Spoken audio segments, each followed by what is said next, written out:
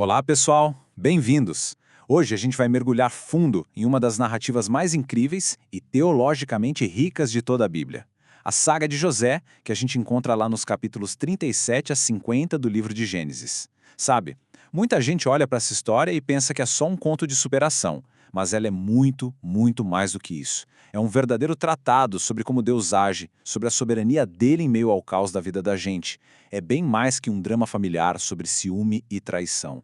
A história de José nos faz encarar umas perguntas bem sérias, sabe? Tipo, como é que a providência de Deus se relaciona com a nossa liberdade e até com a nossa maldade? Como que um sofrimento injusto pode ser usado por Deus para formar o nosso caráter e cumprir os planos dele? E como é que o perdão de verdade se torna possível? Não como um sentimento vago, mas como resultado de uma compreensão profunda dos planos de Deus. Então, se preparem, porque a gente vai fazer uma jornada que vai do fundo do poço ao topo do palácio, investigando como Deus tece o fio de ouro da sua graça na tapeçaria que muitas vezes é bem escura da história humana. Para a gente organizar bem o nosso estudo, a gente vai seguir a vida de José em 6 grandes partes. Primeiro, vamos começar com o sonhador rejeitado, para entender a origem da confusão toda na família. Depois, a gente avança para provações e fidelidade no Egito, que é onde o caráter de José é forjado a fogo. A terceira parte vai ser o intérprete divino, quando os dons dele começam a servir a um propósito bem maior. Em seguida, o governador sábio, onde a gente vai analisar a ascensão espetacular dele. O ponto alto da nossa análise vai ser a prova do perdão, que é o coração de toda essa história. E por fim, a gente termina com o legado da aliança, para entender o papel de José na grande história da redenção. Então vamos lá, direto para o nosso primeiro ponto. Bem, tudo começa dentro de uma família que, vamos ser sinceros, era bem complicada. Jacó, o pai, amava José de um jeito muito óbvio, sabe? E exagerado, porque ele era o filho da sua velhice com Raquel, a esposa que ele mais amava. E esse favoritismo não era algo secreto, não. Ele se manifestava num presente que era público e uma verdadeira provocação, a famosa túnica de mangas compridas. Pra gente hoje isso pode parecer um detalhe, mas naquela cultura, naquela época, essa roupa era um símbolo de liderança, de herança. Era a roupa de um chefe, não de um pastor de ovelhas. Quando Jacó dá essa túnica para José, ele estava, na prática, dizendo que ia pular Rúben, o mais velho, e dar a liderança da família para José. O resultado? Imediato e tóxico. O texto bíblico diz que os irmãos passaram a odiá-lo tanto que não conseguiam mais nem falar com ele em paz. O palco para a tragédia já estava montado. E nesse caldeirão de raiva e ressentimento, José, com aquela, talvez falta de noção dos 17 anos, joga mais lenha na fogueira. Ele tem 2 sonhos, que claramente vêm de Deus. No primeiro, os feixes de trigo dos irmãos se curvam diante do feixe dele. No segundo, que é ainda mais impressionante, o sol, a lua e 11 estrelas, que eram símbolos claros do pai, da mãe e dos irmãos, se curvam diante dele. Olhando do ponto de vista de Deus, esses sonhos eram a revelação do plano dele. Mas, na dinâmica da família, o jeito que José conta isso foi um desastre. Para os irmãos, soou como pura arrogância e só confirmou o que eles já pensavam de ruim sobre ele. A pergunta que eles fazem é cheia de sarcasmo. Você vai reinar sobre nós? É um paradoxo, né?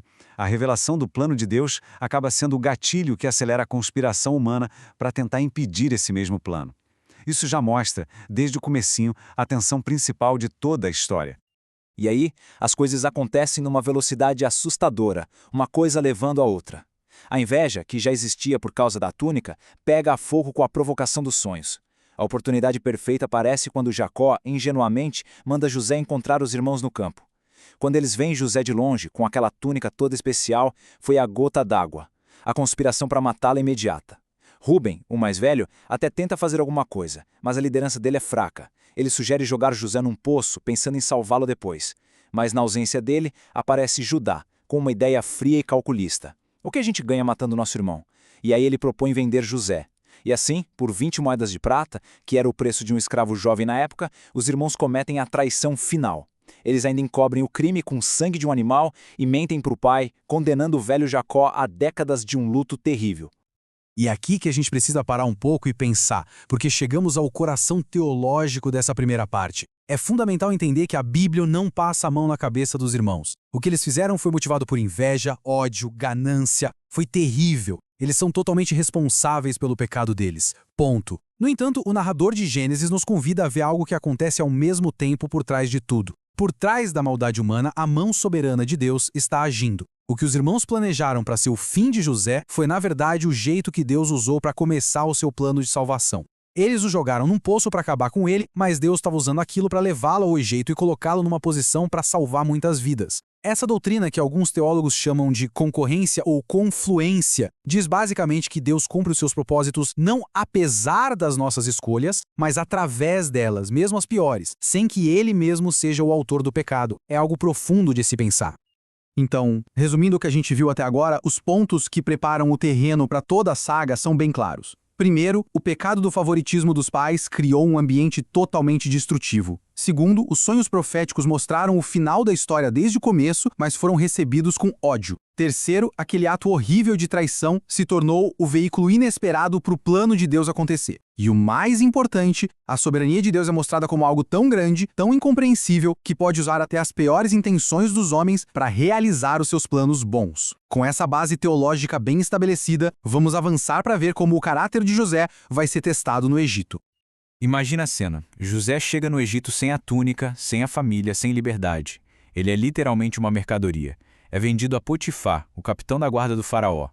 Do ponto de vista humano, a situação dele é de puro desespero. Mas aí o texto introduz uma frase que vai ser a chave para entender a vida inteira dele. O Senhor estava com José. E isso não é só uma frase bonita. A presença de Deus se manifesta em sucesso real, palpável. José prospera. A competência, a sabedoria, a integridade dele são tão impressionantes que Potifar, que era um oficial egípcio, pagão, entrega a administração da casa inteira dele nas mãos desse escravo hebreu. A bênção de Deus na vida de José era tão óbvia que transbordava e abençoava até a casa do egípcio.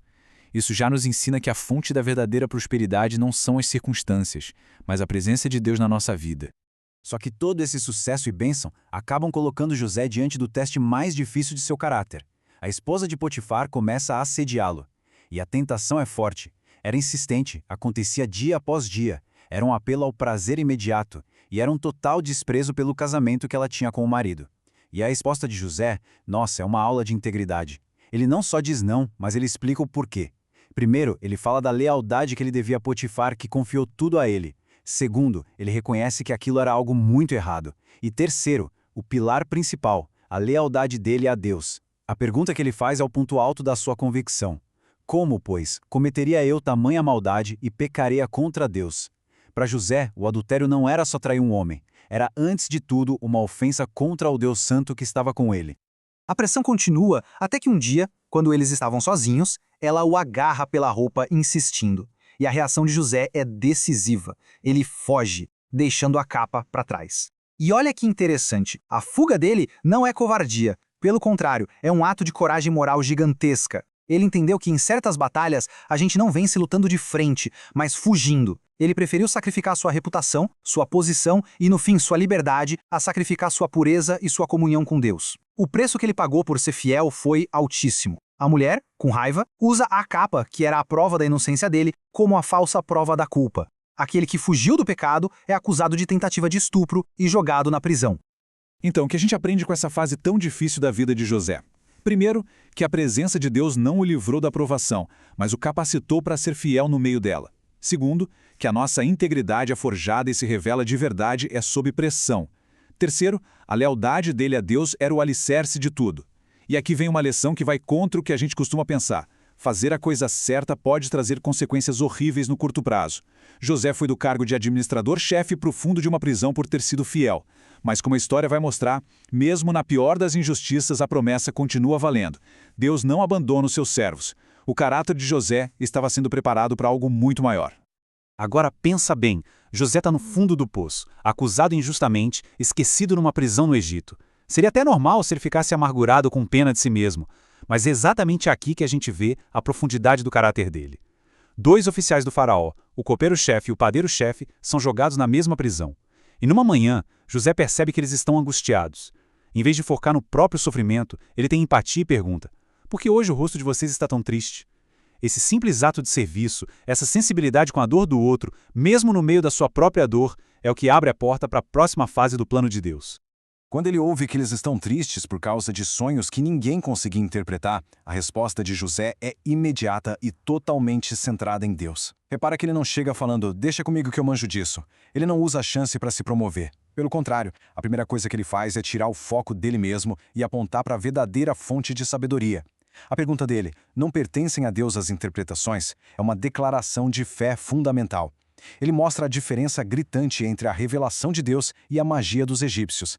Ele se coloca não como um adivinho talentoso, mas como um servo humilde, um canal por onde Deus poderia falar. E essa humildade é a prova de que Deus podia confiar nele, Sidom. Os sonhos são bem simbólicos. O copeiro sonha com uma videira espremendo uvas na taça do faraó. A interpretação de José é sobre vida e restauração. Em 3 dias, o copeiro voltaria ao seu cargo. Animado com isso, o padeiro conta o sonho dele.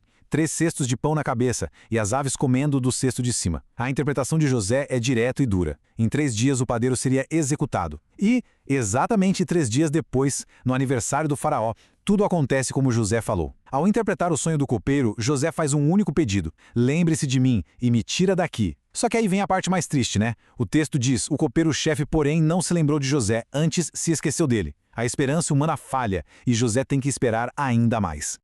Ok, então o que a gente pode tirar da experiência de José na prisão? Algumas lições muito importantes. Primeiro, os dons que Deus nos dá são melhor usados quando a gente serve aos outros com humildade. Segundo, espiritualidade de verdade sempre dá a glória para Deus. Terceiro, o fato de as profecias se cumprirem mostrou que o dom de José vinha mesmo de Deus. E, por fim, o esquecimento do copeiro deixou mais 2 anos no escuro, ensinando a lição difícil, mas fundamental da paciência e da total dependência do tempo de Deus. E isso ensina pra gente aquela lição, né? O tempo de Deus simplesmente não é o nosso. A libertação de José não viria por um favorzinho de alguém, mas por uma ação direta de Deus no momento exato que ele determinou. Passam 2 anos. 2 anos de silêncio. E aí, de repente, o caos se instala no palácio do faraó. O homem mais poderoso do mundo tem 2 sonhos estranhos que o deixam muito perturbado. E ninguém, nem os magos, nem os sábios, a elite do Egito, consegue decifrar. É nesse momento de fracasso da sabedoria humana que o copeiro se lembra: ah! Tinha aquele rapaz hebreu na prisão e José é tirado às pressas da masmorra. O contraste é gigante, do buraco para a sala do trono. Mas mesmo na frente do faraó, a postura humilde dele não muda. Quando o rei diz, ouvi dizer que você interpreta sonhos, a resposta de José é a mesma de sempre. Isso não vem de mim, é Deus quem vai dar uma resposta de paz ao faraó. Ele se apresenta só como um porta-voz. Então explica que os 2 sonhos, o das 7 vacas gordas e magras e o das 7 espigas cheias e miúdas, eram na verdade uma única mensagem de Deus. Ele diz que Deus estava usando o rio Nilo e o trigo, que eram as fontes de vida do Egito, para comunicar seu plano. Haveria 7 anos de uma fartura nunca vista, seguidos por 7 anos de uma fome tão terrível que ninguém nem se lembraria da abundância. A repetição do sonho, explica José, era para mostrar que aquilo era certeza e que ia acontecer logo. A interpretação não foi nada vaga ou mística, foi clara, direta e profética, revelando o futuro econômico de toda a região. Mas o que é genial em José é que ele não para por aí, na interpretação. Ele apresenta ao faraó um plano de ação completo, uma estratégia nacional para lidar com a crise. Ele sugere nomear um administrador central, criar uma rede de administradores regionais e cobrar um imposto de 20% da produção durante os anos de fartura. Esse grão todo seria guardado de forma estratégica nas cidades, para depois ser vendido durante a fome. O plano era tão sábio, tão prático, que deixou Faraó e todos os seus conselheiros de queixo caído. Vendo aquela sabedoria toda, que claramente não era humana, o Faraó pergunta: onde a gente vai achar um homem como este, em quem está o Espírito de Deus? A resposta era óbvia. Em um único dia, José vai de prisioneiro a primeiro-ministro do Egito. Essa ascensão incrível de José nos mostra um princípio divino muito importante. Os dons que ele usou com fidelidade na prisão para servir a 2 homens, agora são usados por Deus para salvar nações inteiras. A sabedoria dele, que vinha do Espírito, era tanto para revelar o futuro, quanto para administrar de forma brilhante no presente. A humildade dele foi a chave para sua exaltação. Como ele não buscou a própria glória, Deus o glorificou. E o propósito de tudo isso fica bem claro. Deus o colocou no poder não para ele ter uma vida boa, mas para executar um plano de salvação em grande escala, para conservar a vida de muita gente. E isso incluía de forma crucial a família da aliança que o tinha rejeitado. A fome que José previu se espalha por todos os lugares e chega em Canaã. A ironia da história é tremenda. Jacó manda seus 10 filhos ao Egito para comprar comida, sem fazer a menor ideia de que estava enviando eles direto para o filho que eles venderam para morrer. E agora, a gente chega no momento que todo mundo estava esperando. Os irmãos chegam e se curvam diante daquele poderoso governador egípcio, cumprindo ao pé da letra o primeiro sonho de José mais de 20 anos antes. José os reconhece na hora, mas eles, claro, não o reconhecem. Aquele jovem sonhador agora era um homem maduro, vestido como egípcio, com poder absoluto sobre a vida deles. O jogo virou completamente. A grande pergunta no ar é: o que ele vai fazer com todo esse poder? Em vez de se revelar logo de cara, José começa uma série de testes, quase que psicológicos e morais. Eles acusam de serem espiões, prende eles, exigem que tragam Benjamim, outro filho de Raquel, e mantém Simeão como refém. A gente precisa entender bem a motivação dele aqui. Não é vingança. É quase como um diagnóstico espiritual. José precisava saber: o coração dos meus irmãos mudou? Anos atrás, eles se livraram de um filho de Raquel sem se importar com a dor do pai. A questão agora era: será que eles fariam a mesma coisa com o outro filho de Raquel para se salvarem? Os testes foram todos pensados para ver se havia arrependimento de verdade, se o caráter deles tinha mudado e se eles tinham aprendido a amar o pai uns aos outros. E aí vem a virada de chave, o momento que muda tudo. No teste final, José arma uma cilada. Ele manda esconder sua taça de prata na bagagem de Benjamim e depois decreta que o jovem vai ter que virar seu escravo. É nesse exato momento que Judá, o mesmo cara que sugeriu vender José, dá um passo à frente e faz um dos discursos mais emocionantes da Bíblia. Ele descreve a dor que isso causaria ao pai e, no ato de amor e sacrifício, ele se oferece para ficar como escravo no lugar de Benjamim. Fique, pois, este teu servo em lugar do moço. Essa atitude de se colocar no lugar do outro é a prova que José estava esperando. O ciclo de egoísmo que começou com a venda de um irmão foi quebrado pelo sacrifício de outro. A transformação de Judá era a prova de que a graça de Deus tinha agido no coração daquela família. Vendo essa mudança real nos irmãos, José não aguenta mais. Ele se revela, chorando muito, e os irmãos ficam paralisados de medo, esperando o castigo que eles mereciam. Mas as primeiras palavras de José não são de acusação, são de consolo e de uma interpretação teológica fantástica da sua própria vida.